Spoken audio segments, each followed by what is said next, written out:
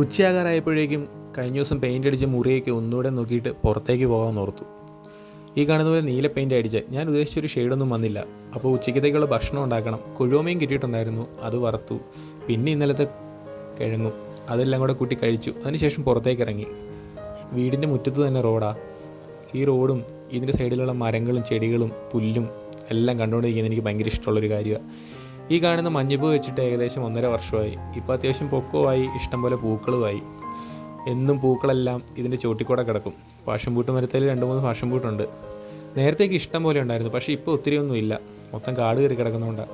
ഈ കാണുന്ന ഞാവൽമരം പണ്ട് അനിയന് പരിസ്ഥിതിന് അന്ന് ഒരു 8 വർഷമായിട്ടുണ്ടാവും സ്കൂളിൽ നിന്ന് കിട്ടിയതാണ്. അന്ന് നട്ടുവെച്ചു. ഇപ്പം നല്ല തണൽമരമായി. പിന്നെ പുറകിലോട്ട് പോയി കാന്താരി ചെടി, ചീനിച്ചെടി എന്നൊക്കെ പറയും. ചീനിയെ ഇങ്ങനെ നോക്കി 2-3 കാന്താരിയൊക്കെ കിടപ്പുണ്ട്. ഇഷ്ടംപോലെ ഉണ്ടായിരുന്നു, എല്ലാം പറിച്ച് തിന്നുന്നതാണ്. അതൊക്കെ നോക്കിയിട്ട് നേരെ കാപ്പിത്തോട്ടത്തിലേക്ക് പോയി. കാപ്പിത്തോട്ടം എന്നൊന്നും പറയാൻ പറ്റില്ല, കുറച്ച് കാപ്പിയൊക്കെ അവിടെ ഇവിടെ ഉണ്ട്. പറിക്കാതെ വിട്ടുപോയ കുറച്ച് കാപ്പിക്കുരുകളുമുണ്ട്. ഈ കാണുന്ന പോലെ പഴുത്തു.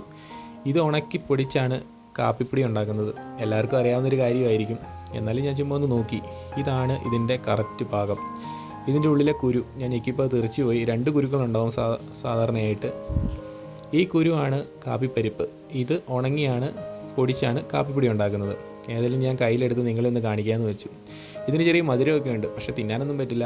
ചുമ്മാ ഇങ്ങനെ നോക്കിയിട്ട് വീണ്ടും പുറത്തോട്ട് പോയി. എൻ്റെ ഒരു ചെടിയിലൊരു പൂവുണ്ടായിട്ടുണ്ട്. ഒരു പൂവേ ഉള്ളൂ, വളരെ രസമുണ്ട് കാണാൻ. പൂക്കളെല്ലാം കണ്ട് പുറത്തെ പുല്ലിനകത്തേക്ക് നോക്കിയപ്പോഴാണ് കണ്ടേ, പുല്ലെല്ലാം വളർന്നു നിൽക്കുന്നു. ഇതെല്ലാം വെട്ടണം, പക്ഷേ വെട്ടാൻ വേണ്ടി ടൂൾസൊന്നുമില്ല. മീൻ വെട്ടുന്ന കത്രികയും പിന്നെ വാക്കത്തി എടുത്തു. ഇത് രണ്ടും വെച്ച് വെട്ടി വൃത്തിയാക്കാമെന്ന് വിചാരിച്ചു. ഏതായാലും പരിപാടി തുടങ്ങി. കത്രിക ചെറുതായതുകൊണ്ട് നല്ല സമയമെടുക്കുന്ന പരിപാടിയാണ്. വാക്കത്തിക്ക് വെച്ച് വീശി അതിന് ശേഷം അകത്തെ പൂക്കളും ചെടികളും എല്ലാം ഒന്ന് വെട്ടാമെന്ന് വെച്ചു. ഈ കാണുന്ന പോലെ പുല്ലേന്നായി തുടങ്ങാമെന്ന് വെച്ചു. അങ്ങനെ കുറച്ച് നേരത്തെ പരിശ്രമത്തിന് ശേഷം എല്ലാം വെട്ടി അടിച്ചു വാരി വൃത്തിയാക്കി. ഇനി അടിച്ചു വാരണം. അടിച്ചു വാരാനും സമയമെടുക്കും. അകത്തെ ഏകദേശം വലിയ കുഴപ്പമില്ലാതെ വൃത്തിയാക്കി. അങ്ങനെ അടിച്ചു വാരിക്കൊണ്ടിരുന്നപ്പോൾ പാപ്പൻ്റെ പിള്ളേർ വന്നു. പിന്നെ അവളുമാർ നോക്കിക്കോളാമെന്ന് പറഞ്ഞു. ചൂലെടുത്തുള്ള കളി മാത്രമേ ഉള്ളൂ, അടിച്ചു വാരലൊന്നുമില്ല. ഇലകളും എല്ലാം ആ സൈഡിൽ തന്നെ കിടപ്പുണ്ട്. രണ്ടുപേരും ഭയങ്കര അടിച്ചു വാരല. ഏതായാലും ഞാൻ കുറേ നേരം അത് നോക്കി നിന്നു. ഇവരുടെ അടിച്ചു വാരൽ കാണാൻ തന്നെ ഒരു രസം. ചൂല് അങ്ങോട്ടും ഇങ്ങോട്ടും ഓടുന്നുണ്ടെങ്കിലും ഇലകളെല്ലാം അവിടെ തന്നെ കിടപ്പുണ്ട്. അതിനൊരു പ്രത്യേക കഴിവ് തന്നെയുണ്ട്. രണ്ടുപേരും മത്സരിച്ച് അടിച്ചു വാരി.